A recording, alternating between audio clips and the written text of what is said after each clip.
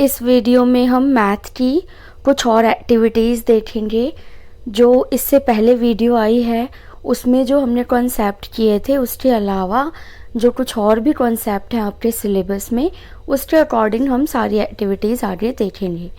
तो पहली जो एक्टिविटी है यहाँ पर वो है चर और अचर, यानी कि कांस्टेंट और वेरिएबल के बारे में।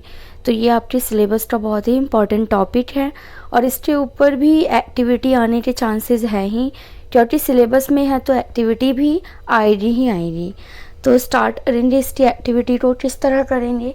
जैसा कि पहली वीडियो में भी मैंने आपको बताया था कि सबसे पहले आपको इसका लक्ष्य यानी कि एम बताना होगा, जो कि है बालकों को चर व अचर की अवधारणा से अवगत कराना।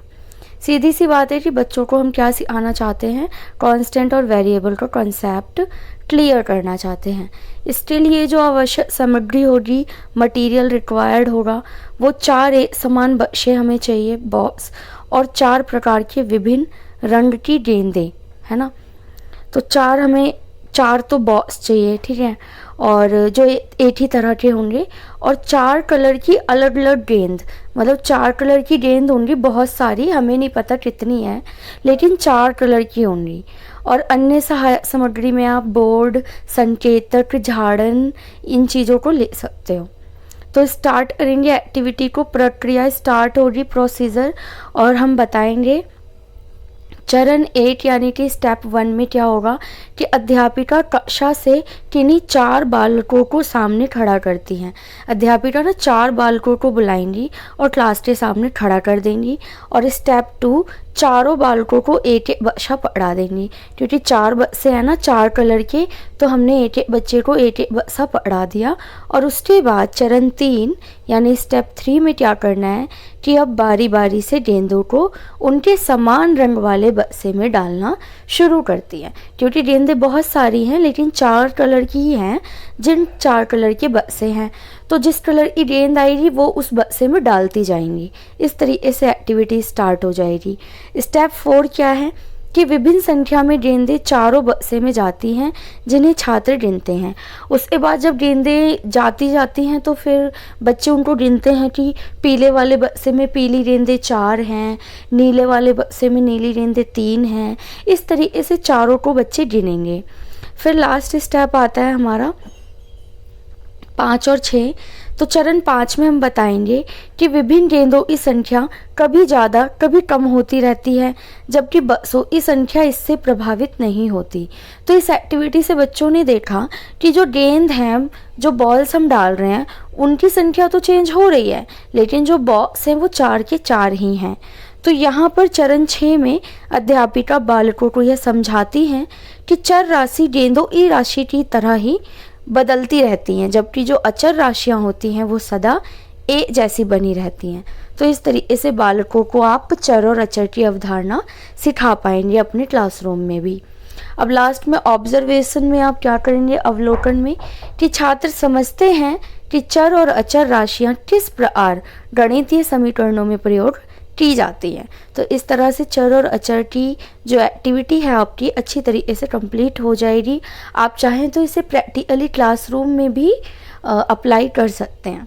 अब अगली एक्टिविटी हम देखेंगे जो कि है परसेंटेज यानी प्रतिशत के ऊपर। तो देखिए इसका जो लक्ष्य होगा, एम होगा, प्रतिशत की अवधारणा से बालकों को अवगत कराना। सीधी सी बात कि बालकों को प्रतिशत के बारे में हम यहाँ पर पढ़ाएंगे। आवश्यक सामग्री यानी मटेरियल रिक्वायर्ड आपको चाहिए होगा, कागज के टुकड़े यानी कटआउट ऑफ शीट्स, और गोंद, कैंची, और श्वेत पट यानी वाइट बोर्ड, अगर ब्लैक बोर्ड है तो आप वो लिख दीजिए यहाँ पर, और अन्य सहायक सामग्री जैसे संकेतक हो गया और जो भी छोटी मोटी चीज़ों की ज़रूरत पड़ती है वो। अब स्टार्ट करेंगे मेन पार्ट यानी प्रक्रिया को, प्रोसीजर को। तो इसमें स्टेप 1 आएगा आपका, चरण 8 है कि जो श्वेत पट है, वाइट बोर्ड है, उस पर पेपर लगाकर कुछ भरे कुछ खाली बक्से दिखाना। तो अध्यापिका क्या करती है कि बोर्ड के ऊपर पेपर लगाती है और फिर उसमें से ना कुछ बक्से भरे हुए होते हैं और कुछ खाली, तो उनको दिखाती हैं। उनके बाद चरण 2 होता है खाली बक्सों को गिनो और उसमें रंग भरो। तो फिर बच्चों से कहा जाता है कि आप इसमें से खाली बक्सों को गिनिए और फिर उसमें कलर कीजिए। चरण 3 में कागज के कटआउट्स को सावधानी से देखें, जितने भी कटआउट्स वहाँ पर रखे हुए होंगे टेबल पर। उसके बाद चरण 4 आता है कि प्रतिशत यानी अध्यापिका द्वारा श्वेत पद पर लिखा जाएगा। तो बोर्ड पर जो है अध्यापिका वो प्रतिशत को लिखकर बताएंगी कि किस तरीके से जो बक्से बने गए हैं उसमें से कितने बक्से भरे हुए हैं, कितने खाली हैं। और उस तरीके से जो अध्यापिका है वो वहाँ पर बताएंगी कि अगर 8 में से 4 बक्से भरे हुए हैं तो 50% बक्से यहाँ पर भरे हैं और 50% यहाँ पर खाली हैं। तो इस तरीके से टीचर समझाएंगी। चरण 5 में लिखे गए प्रतिशत के अनुसार कागज़ों और चित्रों में चिपकाएं। अब अगला स्टेप ये है कि टीचर ने जो परसेंटेज लिख दी है और उस हिसाब से बच्चों को क्या करना है, कटआउट को गिनना है और फिर चिपकाना है। तो इस तरीके से आप जो परसेंटेज है, प्रतिशत है, उसकी अवधारणा को बालकों के बीच में बता सकते हैं और थोड़ा कॉन्सेप्ट जो है इससे इंट्रोडक्शन मिल जाएगा बच्चों को। तो अब जो ऑब्जर्वेशन होगा आपका वो ये होगा कि छात्र समझते हैं कि प्रतिशत 2 राशियों के बीच निष्कर्ष होता है, यानी 2 राशियाँ होनी चाहिए। जैसे अगर आप अपने एग्ज़ाम्स में भी अपनी परसेंटेज निकालते हैं कि आपके कितने % मार्क्स आए, तो आपके पास 2 राशियाँ होती हैं, एक टोटल और एक जो आप गेन करते हैं, फिर आप उसको इंटू 100 करके प्रतिशत निकालते हैं। तो बेसिकली ये 2 राशियों के बीच का निष्कर्ष होता है। ये हम बच्चों को इस एक्टिविटी के माध्यम से समझा पाएंगे। अब अगली एक्टिविटी देखिए जो कि है एक चर के रैखिक समीकरण को जोड़ना और घटाना। ये सिंपल जो लीनियर इक्वेशन होती है उसको प्लस और माइनस करने वाली एक्टिविटी है। बहुत ही इम्पॉर्टेंट है ये, क्योंकि आपके सिलेबस में ये टॉपिक है, अलग से ही है, तो क्वेश्चन आने के चांसेस भी हैं। तो एम से स्टार्ट करेंगे। जैसा कि एक्टिविटी को स्टार्ट किया जाता है, सबसे पहले लक्ष्य जो आएगा आपका कि एक चर के रैखिक समीकरण को जोड़ने और घटाने की विधि से हल करना और बच्चों को ये बताना, यही इसका एम है। अब बात करें आवश्यक सामग्री की, तो हमें श्वेत पट चाहिए या श्याम पट, कुछ भी कह लीजिए। एक बड़े आकार का कार्डबोर्ड जो कि कम से कम A3 शीट का होना चाहिए, और एक छोटे आकार का कार्डबोर्ड, और एक मार्कर, झाड़न, कैंची, स्केच पेन एक्सेट्रा। तो ये सारी आवश्यक सामग्री आपको चाहिए। अब स्टार्ट करेंगे प्रोसेस को, प्रोसीजर को। तो स्टेप 1 आएगा आपका कि शीर्षक एक बड़े आकार का कार्डबोर्ड लें और उसे बड़े गोले में काट लें। बड़ा सा कार्डबोर्ड ले उसको बड़ा सा गोला काट लेंगे।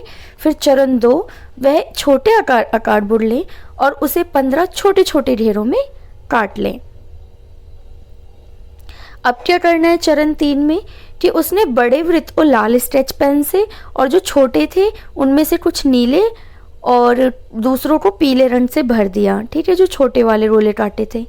चलो आगे आता है चरण 4 स्टेप 4 कि वह सफ़ेद बोर्ड पर एक समीकरण लिखेंगी। जो व्हाइट बोर्ड है वहाँ पर एक समीकरण यानी कि x+3 = 4 ऐसे करके समीकरण लिख दिया। अब चरण 5 कहता है कि उसने x के स्थान पर लाल बड़ा वृत्त रख दिया। अब ये जो x है आपका, यहाँ पर हमने लाल रंग का वृत्त रख दिया और +3 और +4 स्थान पर नीले रंग का छोटा वृत्त रख दिया। अब चरण 6 में क्या होता है कि वह इस समीकरण को जोड़ने और घटाने की विधि की मदद से हमें दोनों तरफ से 3 घटाना है। वो बताती हैं कि किस तरीके से हमें 3 को घटाना होगा।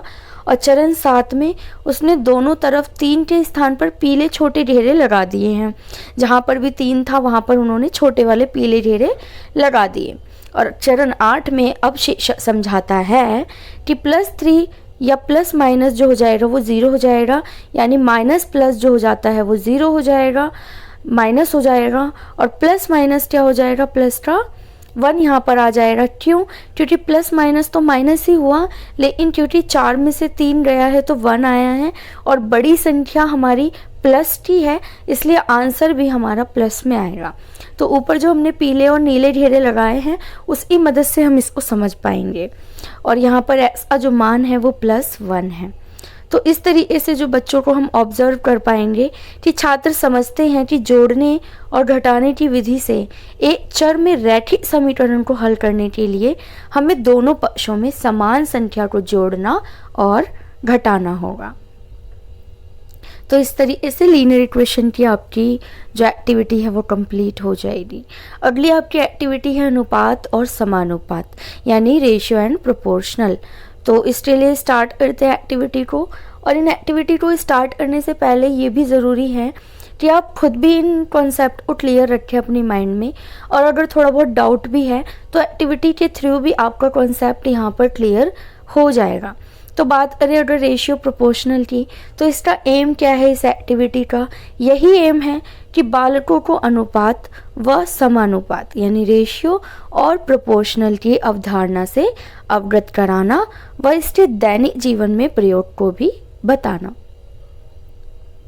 तो आवश्यक सामग्री हमें चाहिए होगा श्यामपट्ट, चौक, डस्टर, संकेतक और कोई भी संबंधित चार्ट पेपर अगर आपने बनाया हो, तैयार किया हो तो वो।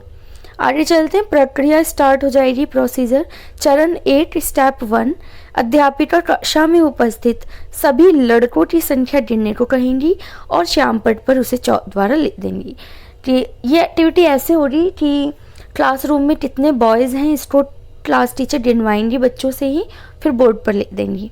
स्टेप 2 में अध्यापिका कक्षा में उपस्थित सभी लड़कियों की संख्या को गिनेंगी और फिर श्यामपट्ट पर लिख देंगी।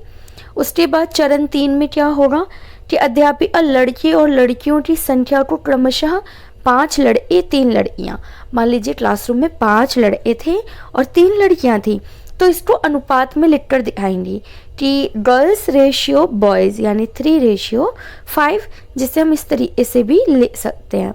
उसके बाद आता है चरण 4। इसमें क्या होगा, इस अनुपात द्वारा समानुपात को समझाने के लिए, अब रेशियो तो बच्चों को बता दिया हमने, लेकिन प्रोपोर्शनल बताने के लिए क्या करेंगे हम कि किसी अन्य कक्षा के बालकों की संख्या को गिनेंगे कि वहाँ पर कितने लड़के हैं और कितनी लड़कियाँ हैं। फिर मान लीजिए चरण 5 जो आ गया कि जो दूसरी कक्षा आपने देखी उसमें 6 लड़कियां थी और 10 लड़के थे, और पहली कक्षा में 3 लड़कियां और 5 लड़के थे। तो अब हम देखेंगे कि ये प्रोपोर्शनल है या नहीं। तो इसके लिए आपको इसे सॉल्व करना होगा। तो 3/5 को जब आप डिवाइड करोगे तो 0.6 आएगा, और 6/10 को करोगे तब भी 0.6 आएगा। तो दोनों बराबर आया है, इसका मतलब दोनों ही राशियां आपस में क्या है, समानुपात है। मतलब रेशियो तो है ही और साथ ही साथ समानुपात भी है। तो इस तरीके से अगर हम ऑब्जर्वेशन की बात करें तो बालक समझते हैं कि अनुपात जो होता है वो किन्हीं दो वस्तुओं के बीच का संबंध होता है, जबकि जो समानुपात होता है, प्रोपोर्शनल होता है, वो दो अनुपातों के बीच असंबंध होता है, जो कि ऊपर एक्टिविटी में भी हमने किया। तो इस तरीके से आप जो है रेशियो और प्रोपोर्शनल की एक्टिविटी बच्चों को करा सकते हैं।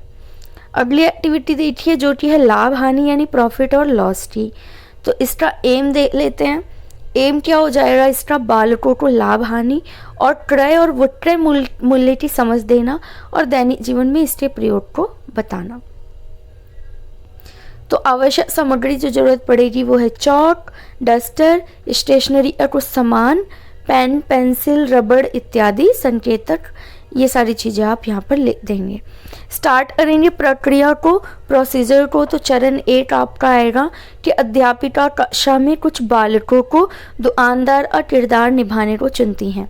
मतलब क्लासरूम में आप जो है एक को गेम खिलाने वाले हैं, जिसमें से कुछ बच्चों को आप बुलाएंगे और वो शॉपकीपर बनेंगे यानी दुकानदार बनेंगे। अब चरण 2 में क्या होगा कि दुकानदार जो बालक बने हैं वो अपना अपना सामान जो उन्हें बेचना है वो इकट्ठा करते हैं, जिसके क्रय मूल्य अध्यापिका बोर्ड पर लिखती है। मतलब जो बच्चे दुकानदार बने हैं फिर वो शार्पनर, पेंसिल, रबड़, अपनी नोटबुक्स ये सब लाएंगे बेचने के लिए। ये रियल में नहीं बेच रहे हैं, ये गेम हो रहा है। तो फिर वो बच्चे डिसाइड करेंगे कि हाँ ये कॉपी हम 10 रुपये की बेचेंगे, ये रबड़ इतने अब बेचेंगे। तो ये सारी चीज़ें जो हैं अध्यापिका बोर्ड पर लिख देंगी। उसके बाद चरण 3 आ जाएगा स्टेप 3 कि अध्यापिका दुकानदार बने बालकों से ये सामान जितने में बेचना है वो निर्धारित करेंगी कि आप चलो आपने इन कॉपियों को ख़रीदा कितने में था और फिर आप बेच कितने में रहे हो वो बताओ। तो इस तरीके से आप बच्चों को बता देंगे कि जितने में बच्चों ने मान लो 10 की कॉपी खरीदी थी तो वो उनका कॉस्ट प्राइस था, क्रय मूल्य था। अब वो दुकानदार हैं, बन रहे हैं, तो वो बेचेंगे तो उसे 12 रुपये अब बेचेंगे, तो वो 12 रुपये जो है वो उसका विक्रय मूल्य हो गया। तो इस तरीके से क्रय और विक्रय मूल्य बता देंगे। चरण 4 में क्या होगा, अध्यापिका द्वारा खेल प्रारंभ किया जाता है, मतलब अब खेल को स्टार्ट कर देंगे और बारी बारी से अपना सामान क्लास के बच्चों को बेचेंगे, ऐसे ही जस्ट गेम की तरह। और फिर जो बच्चे सामान बेच रहे हैं उसमें से कुछ उससे कम में बेचेंगे, कुछ ज़्यादा में बेचेंगे। जैसे कि रबड़ हम बात करें, इसका क्रय मूल्य 2 रुपये का खरीदा था बच्चे ने और 3 रुपये में वो बेच रहा है। पेन 3 रुपये का खरीदा था, 5 में बेच रहा है। पेंसिल 3 की खरीदी थी, 4 में बेच रहा है। लेकिन कई बार क्या हुआ, किसी बच्चे ने 2 रुपये वाली रबड़ 1 रुपये में बेच दी और इस तरीके से बच्चों ने अपना सारा सामान बेचा। तो चरण 5 में अध्यापिका समझाएंगी कि क्रय मूल्य से कम में सामान बेचने पर हानि यानी कि लॉस होता है और उससे ज़्यादा में बेचने पर लाभ यानी प्रॉफिट होता है। और इस तरीके से बच्चों को ये जो कॉन्सेप्ट है वो क्लियर कर दिया जाएगा। अब लास्ट स्टेप है इसका ऑब्जर्वेशन यानी अवलोकन करना। तो बालक अब लाभ और हानि की अवधारणा के साथ साथ क्रम से सीरीज से क्रय और विक्रय मूल्य को भी समझ पाते हैं और डेली लाइफ में भी इस चीज़ को यूज़ कर पाते हैं। तो इस तरीके से आपको जो है ये सेलिंग प्राइस, कॉस्ट प्राइस और लाभ और हानि वाली एक्टिविटी बच्चों को करा सकते हैं। इसके बाद जो भी आपके टॉपिक रह रहे हैं इसकी वीडियो भी मैं जल्दी ही बना दूंगी और सारे जितने भी आपके मैथ के टॉपिक हैं सबके ऊपर कम से कम एक एक्टिविटी मैं ज़रूर आपको बता दूंगी।